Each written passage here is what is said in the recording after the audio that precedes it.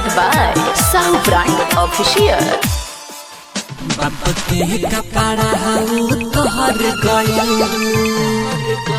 बाप के कपड़ा हाउ तोहर गइल, बेटी के कपड़ा पहनावे में,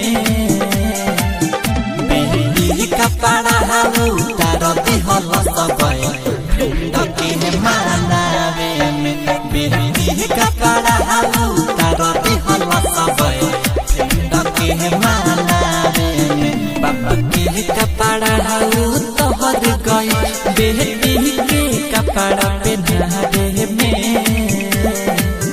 बेटी कपड़ा हाउ तार दिहल सबय डके मानावे में, बेटी कपड़ा हाउ तार दिहल सबय डके मानावे में।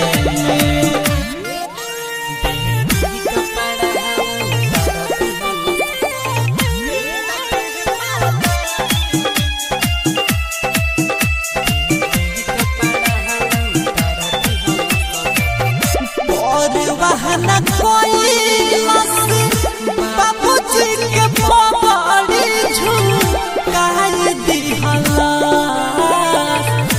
तू पल के मजा खातिर इज्जत माटी में मिलाए दिहला।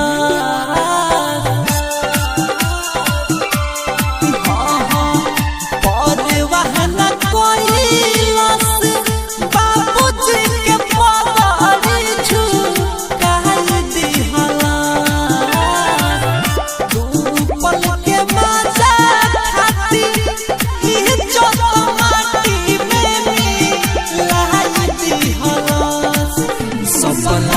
शरण घर के पियल दूसरा के अपन बनावे में,